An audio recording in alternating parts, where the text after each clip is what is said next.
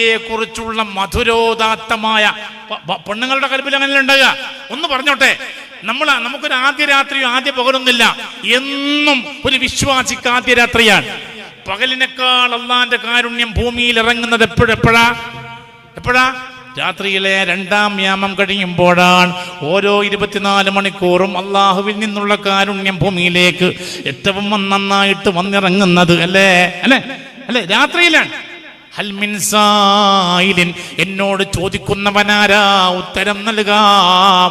രാത്രിയാകുമ്പോഴാണ്. അപ്പോ ആരിഫ്യങ്ങൾക്ക് ഏറ്റവും ഇഷ്ടം രാത്രികളോടാണ്. അവർ രാത്രികളെ പകലാക്കി നേരം പുലരുവോളം റബ്ബിന്റെ ഓർമ്മയിൽ മുഴുകി. ചുരുക്കി പറഞ്ഞാലില്ലേ, ഒരു മോമിനെ സംബന്ധിച്ച് പകലും രാത്രിയും എപ്പോഴും ഹൃദയം ഇങ്ങനെ ത്രസിച്ചുകൊണ്ടിരിക്കണം. പറയ് അല്ലാ, പറയ് അല്ലാ. പടച്ച റബ്ബ് നമ്മുടെ ഹൃദയത്തിൽ ഒരു ലഹരിയായി അങ്ങനെ ആകുന്നുണ്ടോ? അത് പറയുമ്പോൾ സൂഫിസം മറ്റൊന്നും പറയല്ലേ. ഇതൊക്കെ ഇസ്ലാമാണ്. എപ്പോഴും റദീനാ ബില്ലാഹി, പറയ് റദീനാ ബില്ലാഹി റബ്ബാ. മനസ്സിൽ അല്ലാഹുവാണ് എൻ്റെ രക്ഷിതാവ് എന്നൊരു പൊരുത്തം എപ്പോഴും ഉണ്ടാകണം. ഹദ്ദാദ് റാത്തിബ് ചൊല്ലുമ്പോൾ മാത്രം പോരാ, അത് എപ്പോഴും ഉള്ളിലൊരു പൊരുത്തമായി. അല്ലാഹു തആല തിന്നാൻ ഇരിക്കുന്ന ഭക്ഷണത്തിന്റെ മുമ്പിൽ ഓരോ ഭക്ഷണം കാണുമ്പോഴും, ഓരോ വറ്റ് കാണുമ്പോഴും, ചോറിന്റെ മുമ്പിൽ ഓരോ വറ്റ് കാണുമ്പോഴും, പത്തിരിന്റെ മുമ്പിൽ ഓരോ പത്തിരി കഷ്ണം കാണുമ്പോഴും, അല്ലാ എനിക്ക് നീ ഭക്ഷണമാക്കി തരുന്നതാണിത്. എൻ്റെ കഴിവ് കൊണ്ടല്ല, എൻ്റെ കൗശലം കൊണ്ടല്ല, എൻ്റെ ശക്തി കൊണ്ടല്ല, നീ തരുന്നതാണ്. ഇതിന്റെ ക്രെഡിറ്റും നിനക്ക് മാത്രമാണ്.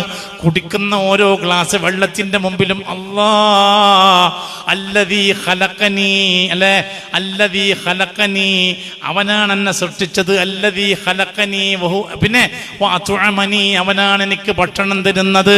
തീർന്നില്ല, എന്നെ കുടിപ്പിക്കുന്നത്, ഭക്ഷണം തരുന്നത്, വെള്ളം തരുന്നത് ഒക്കെ എൻ്റെ റബ്ബുൽ ഇസ്സത്താണ്. ആ ഓർമ്മ. അതേപോലെ തന്നെ ഭക്ഷണമൊക്കെ കഴിച്ച് നല്ല ആരോഗ്യത്തിൽ ഇങ്ങനെ നടന്നു പോകുമ്പോൾ പടച്ചവനെ, ഈ തടികടാരോഗ്യം നീ തന്നതാണ്. കൽബിലിങ്ങനെ അള്ളാന്റെ സ്നേഹപൂർണമായ ഓർമ്മ പോരാ. ഇസ്ലാമി ദീനാ, ഇസ്ലാമിനെ മതമായി, മതം എന്ന് പറഞ്ഞാൽ നടപടിക്രമങ്ങളായി. എൻ്റെ ജീവിതത്തിന്റെ ചാലക ശക്തി എൻ്റെ റബ്ബുൽ ഇസ്സത്താണ്. എൻ്റെ ആരോഗ്യം എൻ്റെ റബ്ബ് തന്നതാണ്. പോരാ, എൻ്റെ ദീന് പരിശുദ്ധമായ ദീനുൽ ഇസ്ലാമാണ്. ഇസ്ലാമിനെ ഞാൻ മതമായിട്ട് അംഗീകരിച്ചിരിക്കുന്നേ. എൻ്റെ എല്ലാ നടപടിക്രമങ്ങളും ഇസ്ലാമിൻ്റെ നിയമത്തിനൊത്താണ് കാണുന്നത്. റബ്ബ് തആല പൊരുത്തപ്പെടുന്ന കാര്യങ്ങൾ മാത്രം അത് ഇസ്ലാമിന്റെ നിയമമാണ്. ഇസ്ലാം നിരോധിച്ചതിന്റെ കണ്ണുകൊണ്ട് കാണൂല, ഇസ്ലാം നിരോധിച്ചതിന്റെ ചെവി കൊണ്ട് കേൾക്കൂല, ഇസ്ലാം തിന്നണ്ട എന്ന് പറഞ്ഞ ഭക്ഷണം ഞാൻ കഴിക്കൂല. എൻ്റെ ഭാര്യയോട്, മക്കളോട്, കുടുംബത്തോട്, നാട്ടുകാരോട് പെരുമാറുന്ന പെരുമാറ്റച്ചട്ടം എൻ്റെ ദീന് പഠിപ്പിച്ചു തന്നതാണ്. പറ വബിൽ ഇസ്ലാമി ദീനാ, പിന്നെ വബി മുഹമ്മദിൻ സ്വല്ലല്ലാഹു അലൈഹി വസല്ലം നബിയാ. മുത്ത റസൂലുള്ളാഹിയെ ഞാൻ എൻ്റെ നബിയായിട്ട് പൊരുത്തപ്പെട്ടിരിക്കുന്നു. ജീവിക്കുന്ന ബോധത്തോടെ ജീവിക്കുന്ന സമയം മുഴുവനും കൽബിൽ പൊരുത്തമായിട്ട് അല്ലാഹ് ഉണ്ടാകണം, കൽബിൽ പൊരുത്തമായിട്ട് ദീൻ ഉണ്ടാകണം, കൽബിൽ പൊരുത്തമായിട്ട് മുഹമ്മദുർ റസൂലുള്ളാഹി. ഇതാണ്, ഇത് 3 ഘടകങ്ങൾ.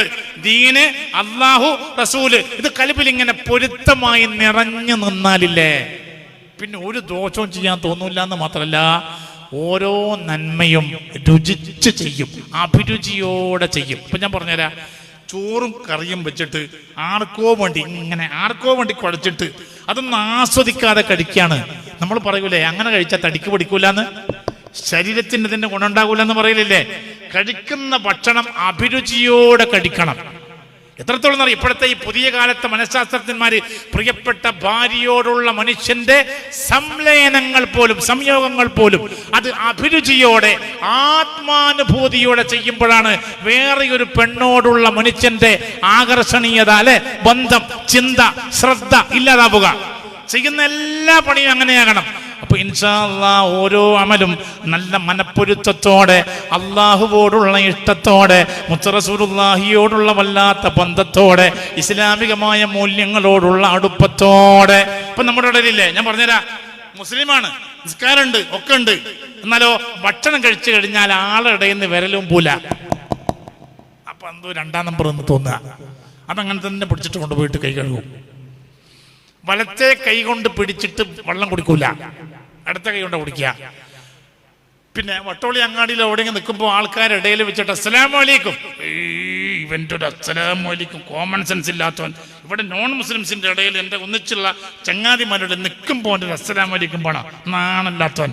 ഇങ്ങനെ ചിന്തിച്ചു പോകും.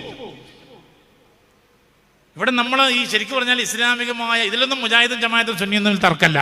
എല്ലാവരും പറയും വലത്തെ കൈ കൊണ്ട് വെള്ളം കുടിക്കാൻ, ഭക്ഷണം കഴിച്ചു കഴിഞ്ഞാൽ വിരൽ നന്നായിട്ട് നക്കി തുടക്കാൻ, അല്ലേ, പാത്രം വൃത്തിയാക്കാൻ. നമ്മുടെ കല്യാണപ്പുറത്ത് ഇത് വൃത്തിയാക്കുമ്പോൾ ഓനിക്കെന്തും മതിയായിട്ടില്ലെന്ന് തോന്നുന്നു. ആളുടെയിൽ പരസ്യമായിട്ട് ഇങ്ങനെ തുടച്ചുകൊണ്ടിരിക്കണോ, ആരും കാണാതെ തുടച്ചാൽ പോലെ, ഇങ്ങനെയൊക്കെ പറയുന്ന സുന്നത്ത് കണ്ടുകൂടാ. അത്ര പുരട്ടുമ്പോൾ പറയും എന്തോ ഒരു ഇവനെവിടെ ഒരു ആടിനെ മേക്കേണ്ട പരിപാടിയോ MLA കൊണ്ട് പോയിൻ്റെ പരിപാടി ഉണ്ടോ, ഇവനെന്തിങ്ങനെ ഈ പഴയ ഓർത്തഡോക്സ് സ്വഭാവം അത്ര വരുത്തി കൊടുത്തുകൊടുക്കുക. നമ്മൾ ഇസ്ലാമിന്റെ A മുതൽ Z വരെയുള്ള സുന്നത്തും ഫർളുമായ നിയമങ്ങളെ മനസ്സുകൊണ്ട് വരിക്കണം.